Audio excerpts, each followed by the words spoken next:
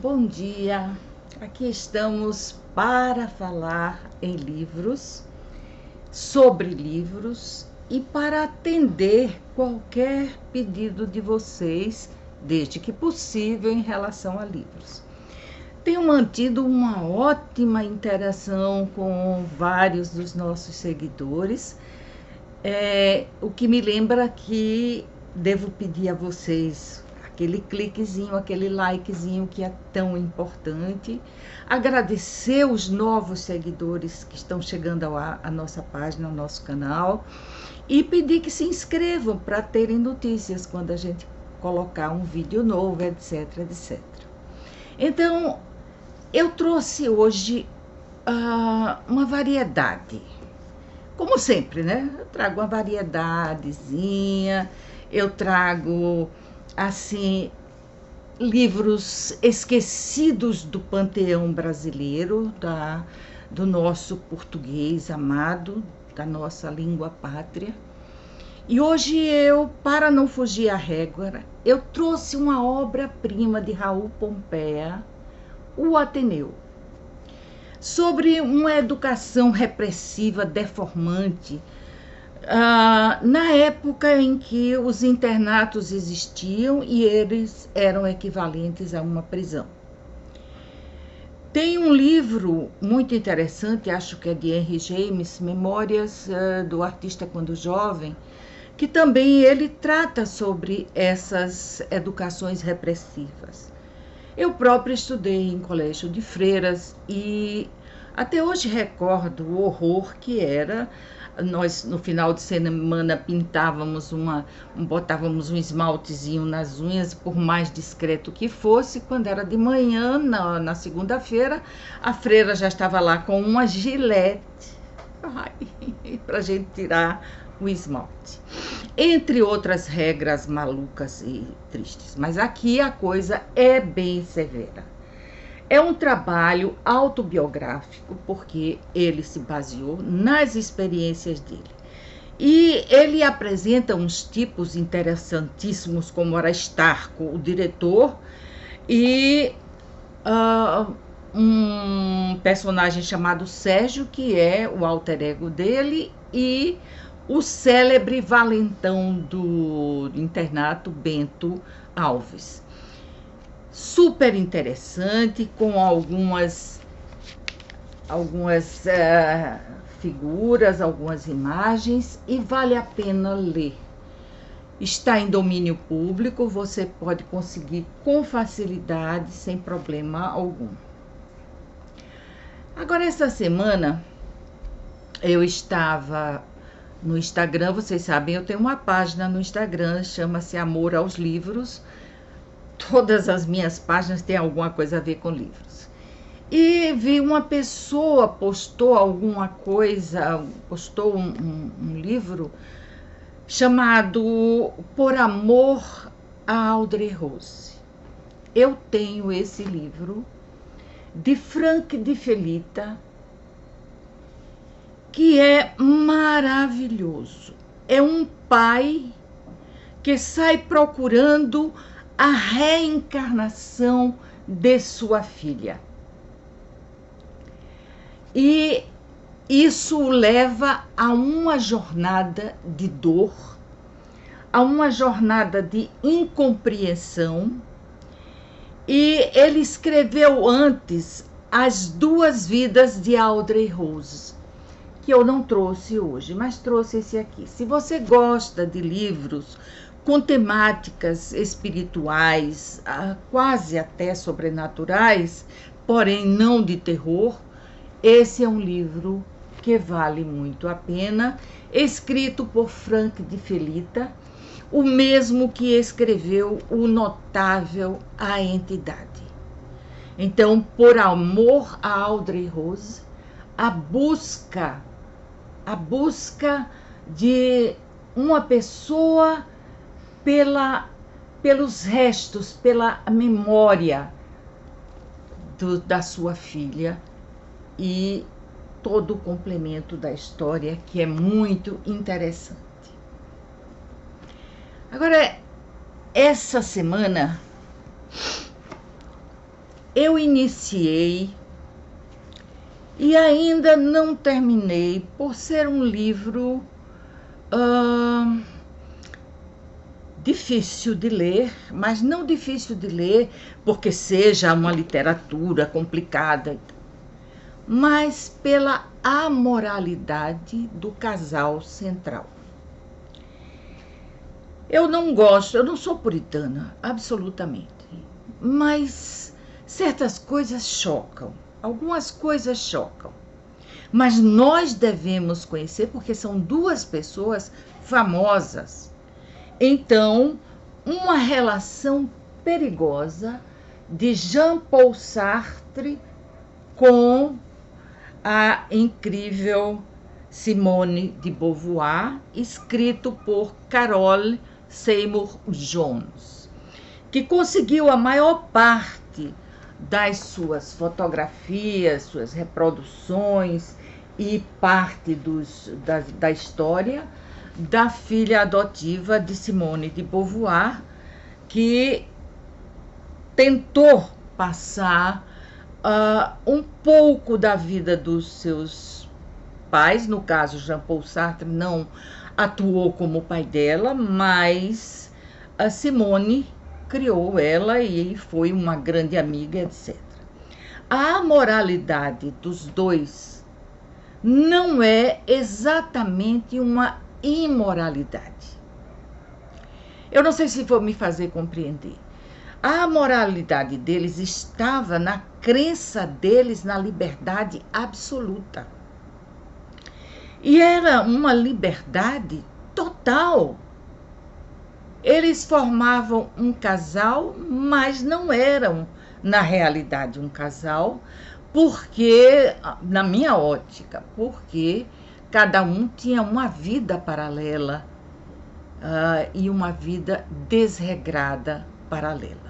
Não há nenhuma passagem indecente ou... não, nada disso.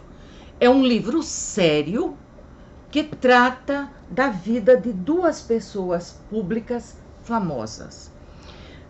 Se você, como eu, gosta de autobiografias, biografias, relatos sobre a vida de pessoas famosas ou de pessoas importantes para o nosso século e mesmo o século passado, principalmente esse aqui, vale a pena a leitura.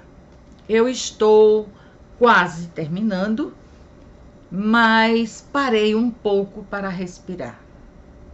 Me ocorre isso com muita frequência. Quando um livro se torna pesado, não apenas na questão da moralidade, não, mas no tema, no enredo, eu faço uma pausa para respirar e depois continuo. Mas esse aqui, da autoria de Carole Seymour Jones, eu recomendo como uma biografia séria e poderosa dessa relação perigosa. Porque Simone era quase uma menina quando encontra Sartre e as coisas ficam perigosas entre eles. Agora, eu estou mais do que nunca mergulhada em meus livros. Mais do que nunca, eu estou voltada para esse mundo que nós chamamos de ficção, muitas vezes utópicos, distópicos, para fugir um pouco da distopia em nosso país. Sou apolítica, graças a Deus. Não me meto em nada, mas sinto no coração a agonia, a alegria e todas as emoções que estão num caldeirão no nosso país. Oremos por ele. Bom, mas saindo disso aí e mergulhando nos livros incríveis que pessoas incríveis escrevem pra gente. Eu terminei esse aqui e ainda estou impactada. antes que você saiba meu nome. Eu já falei para vocês em outras conversas que o que mais me interessa nos livros policiais, por exemplo, nos livros de suspense, de mistério, é a originalidade dos temas, a forma com que o escritor, a escritora, conduz sua história, constrói sua história, e quanto mais original ela for, mais eu aprecio. Eu não conhecia Jacqueline Bublitz, até porque esse é o primeiro livro dela. Eu vou ler um pouquinho aqui da sinopse para vocês compreenderem, porque esse é um livro muito interessante, muito interessante. Então vejam, quando Alice Lee chega a Nova York aos 18 anos, com apenas $600 e uma câmera furtada, ela estava procurando por um novo começo. Um mês depois, porém, Alice foi assassinada e não pôde ser identificada. Quem encontrou seu corpo foi uma jovem australiana chamada Ruby Jones, que estava escapando da Austrália por causa dos seus traumas, da sua decepção amorosa, do desgosto, do tédio, de uma vida sem nenhum objetivo. E ao chegar em Nova York, ela chega cheia de querendo ter novas perspectivas, mas a depressão a enclausura em um quarto e sala que ela havia alugado previamente. E ali ela se queda muito, muito confusa e muito decepcionada com a vida.